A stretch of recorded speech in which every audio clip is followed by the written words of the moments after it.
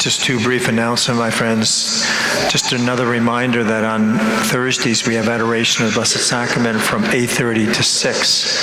So it's a wonderful time to come in here and pray before our quiet Eucharistic Lord.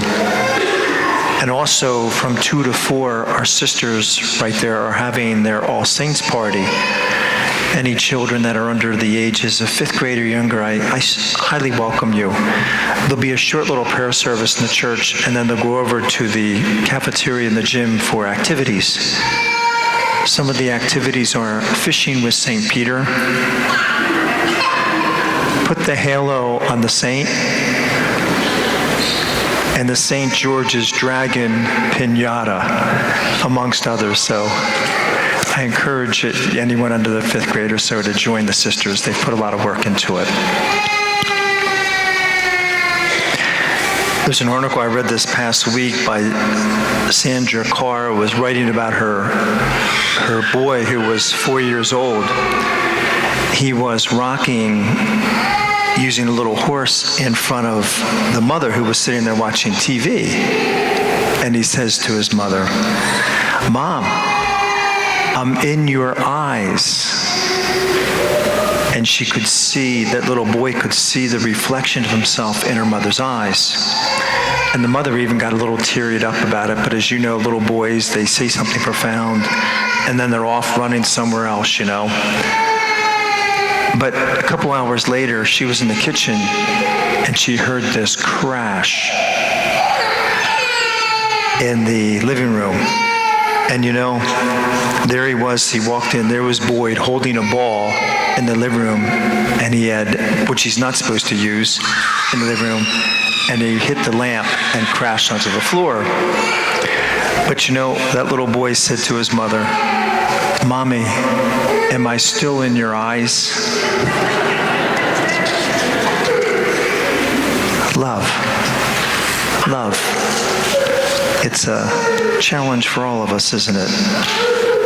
Jesus says, "Love the Lord your God with all your heart, soul, mind, and neighbor as yourself." You know, it's probably one of the most misunderstood words that there is in our English language. And there's nothing more lovable than a little boy or a little girl, a little child, right? There's nothing more lovable than a baby. But there's nothing more demanding, is there? They don't love babies. They demand it. And they want and they grasp, don't they? And if you don't give a baby what they want, you guys know more often than me what happens. But you know, we have to learn to love. We learn to love, don't we? All of us. And we need to. But it's a process because it demands, it's a huge effort. If you want to love our God with heart, soul, mind, it means our whole being. If you want to love your spouse, it has to be your whole being, your whole children. And he's saying we need to love with our whole being. And there we come into those words, is it worth it? Is it worth it? What do we get from that? Because we're given an awful lot when we do that. Canada experienced a bunch of highs and lows in the games of 1988. Their premier athlete, Ben Johnson, won the 100 meters, only have it taken away a few days later because he used performance-enhancing drugs. But another one of their athletes, Lawrence Lemieux, who was one of their premier yacht salesmen, and I don't know where in the Olympics they do the yachts, but apparently they have something because he was predicted to win the silver medal, and as they were going, he noticed that somebody from Singapore, the yacht took on water, capsized, and he was in the process of drowning. And Lemieux stopped his yacht, got out and saved him, thereby giving up his chances for the silver medal. But they asked him afterwards, because he really saved the man's life, they said, "You know, why did you do that?" He said, "The sailor's primary duty, first and foremost, is to always help those in distress." He said, "Medals and honors always follow." Interesting enough, a few days later, at the end of the closing ceremony, they gave him an exceptional sportsmanship medal. And then he came back to Canada and he was a hero. He would have never had that degree of heroship by just winning a silver medal. It comes around, my friends. It comes around, and we need to learn that lesson. And we need to delve it in our minds and our hearts. Most of you know Corrie ten Boom. Probably you don't know her nephew. His name was Peter Warden.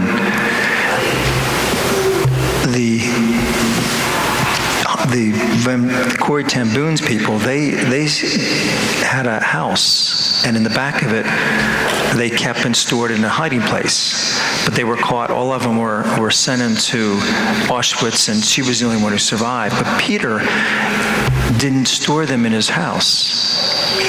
He transported these people. So whenever there was Jewish people he moved, he would transport them at night. So they put him into jail, and he survived. And then he and his family and some others had this little music group that they'd travel around the world giving concerts. In Jerusalem, he suffered a massive heart attack and almost lost his life. He credits the doctor for really saving his life. And when he was saying goodbye to the medical staff, there was a whole group of them around the bed, and they were introducing themselves who they were. And when the doctor introduced himself, Peter looked at the doctor looked at Peter, and they both started breaking down in tears. Do you know why? Peter saved that young doctor's life when he was a young boy in Holland. And now that doctor saved Peter's life. It always comes around, my friends. When we love like that, when we love our God like that, when we love a spouse like that, when we love our children like that, it always comes around. And there will always, always be blessings attached to it. God bless you.